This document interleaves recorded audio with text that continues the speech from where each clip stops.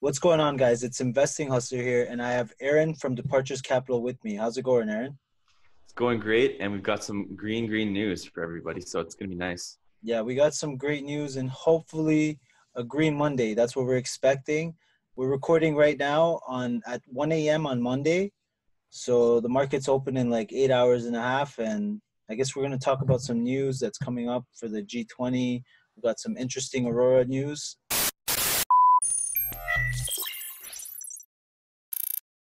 Well, before we get started, I would like to ask you guys to please give me a like. It really helps my channel and it will push me to make more videos. So let's try to get this video to 100 likes. Yeah, sure. So first, we're gonna get into this article about the G20. You guys have probably been following this, but we'll get into this. Trump says China to cut tariffs on U.S.-made autos after trade war truce. So if you guys don't know, we can see here the futures are flying right now. We're up almost 2% on the Dow, 2.2% on the Nasdaq, 2% almost on the S&P. So the market is really pleased with what came out of the G20. And so basically, China's agreed to reduce and remove tariffs below the 40% level that Beijing is currently charging on US-made vehicles. US President Donald Trump said as a trade war truce between the two countries gathers pace, cheering markets. Trump and Chinese President Xi Jinping agreed to halt new tariffs during talks in Argentina on Saturday following months of escalating tensions on trade and other issues. In a meeting lasting 2.5 hours, the US agreed not to raise tariffs further on January 1st, while China agreed to purchase more agricultural products from the US farmers immediately. So that also is what Trump has been fighting for, you know, the soybeans and all that kind of stuff, I think. And then the two sides agreed to begin discussions on how to resolve issues of concern, including intellectual property protection, non-tariff trade barriers, and cyber theft. But the White House also said the existing 10% tariffs on $200 billion worth of Chinese goods would be lifted to 25% if no deal was reached within 90 days, once again setting the clock ticking. So it's good news, but at the same time, there are things that, you know, Trump still, he wants to get stuff done. So what do you think about this whole thing? Obviously, it looks like good news. Everyone, I'm expecting a green Yeah. Monday. Yeah. But it seems like Trump put a deadline on them. So did China really fully agree to this?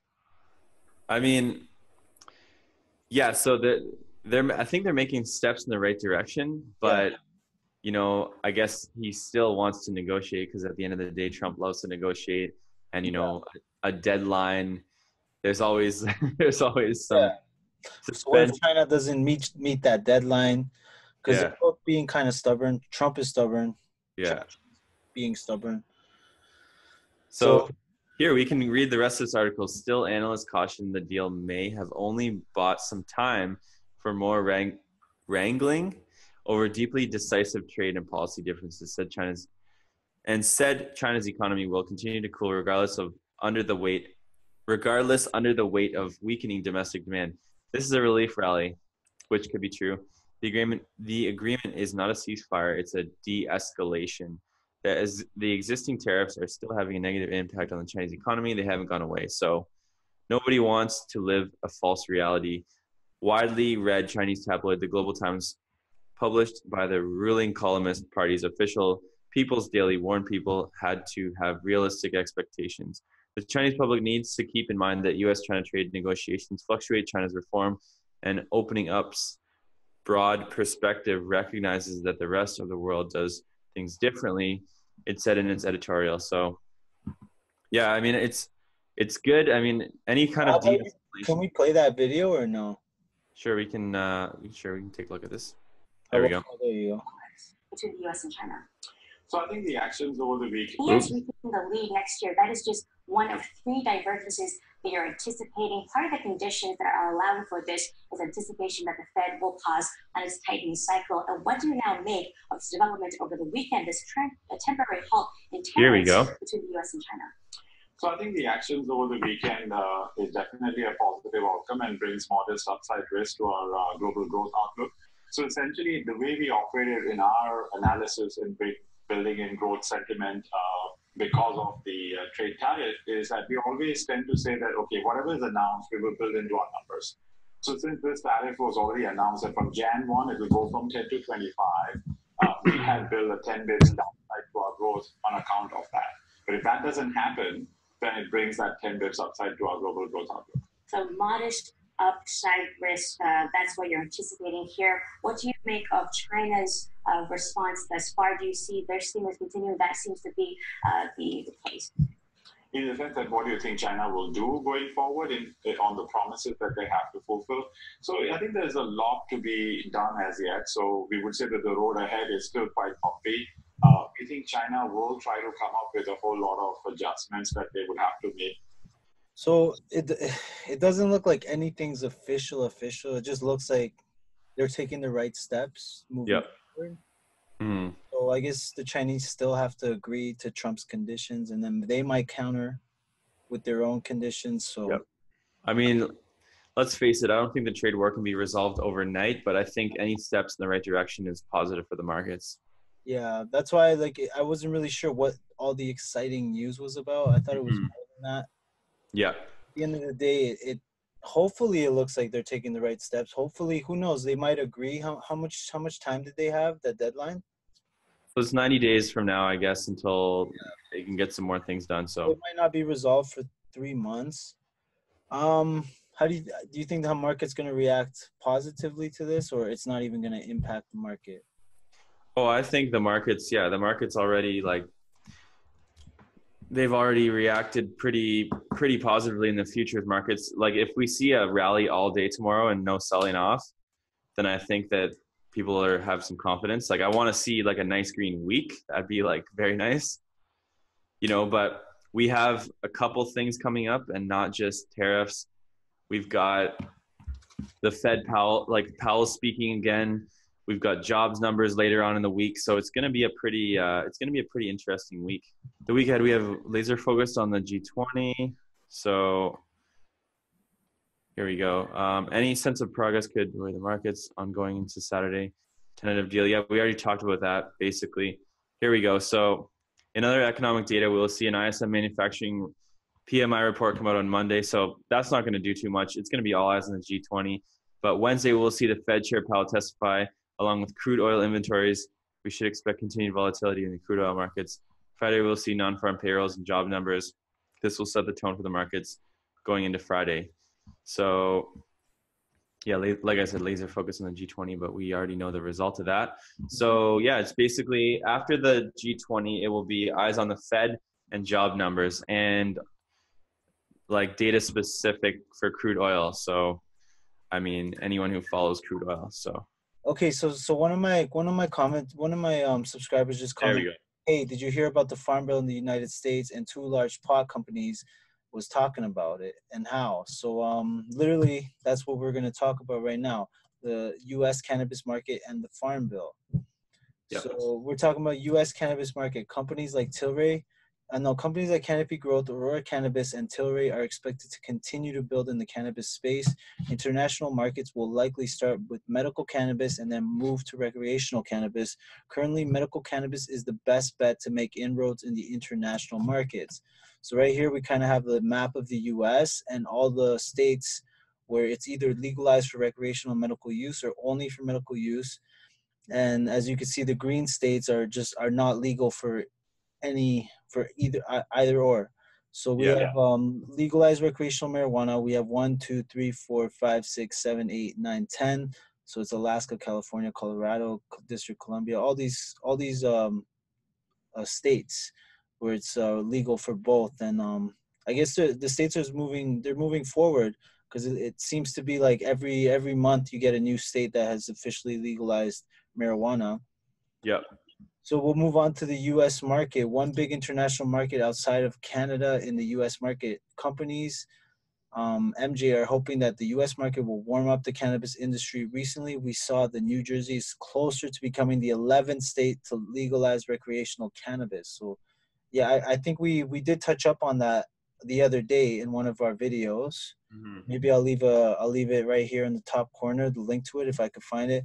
So Canopy Growth thinks that it's preparing to establish the cannabis market in the U.S. must start well before it's legalized at a federal level. In Canopy Growth's recent earnings calls, the Canopy stated that hemp-based products are going to be critical in the U.S. market. Canopy Growth also alluded to Caribbean countries where tourists might visit to get access to cannabis-related drugs. In the Caribbean, Canopy growth has made developments in Jamaica with its tweed brands, and latest developments might attract U.S. patients. I don't know if you want to, I guess, well, the article's almost done. The Farm Bill is as important is an important development in the U.S. that will likely pave the way for hemp-based cannabis products. In 2018, the Senate Majority Leader Mitch McConnell sponsored an amendment to remove hemp from the marijuana definition. So, what do you think about that article? It's going to be interesting to see. I know that hemp, if you saw Hemp Co skyrocketed this past week on news about this whole farm bill. We could take a look at them just now. Yeah, for sure. So hemp. HEMP. So hemp skyrocketed. So, well, we can see that they went from all the way down from 22 cents pretty much all the way up to 35. So they almost doubled. Yeah. And yeah, looking at their charts, they look like they've definitely had a nice run. Yeah, for sure. So it's definitely market positive in terms of hemp and stuff. Yeah. But I didn't really see it affect the cannabis stocks that much in terms of the Canadian ones. No.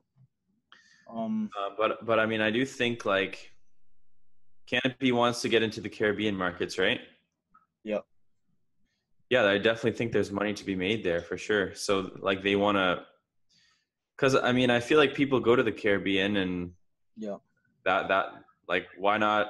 You're going there to have fun. Why not be able to access cannabis if that's something that you want to partake in, right? A lot of companies seem to be doing it. I think even T God owns a 50% of a company in Jamaica. Is Jamaica considered in the Caribbean or no? Yeah, totally. Yeah. So T God's doing it. Canopy's doing it. I'm not sure if Aurora has a partnership with a country in the Caribbean. But no, I think they have a partnership in South America, and the climate's good. The only issue would be like hurricanes and that kind of stuff. But that's obviously like get a good insurance policy.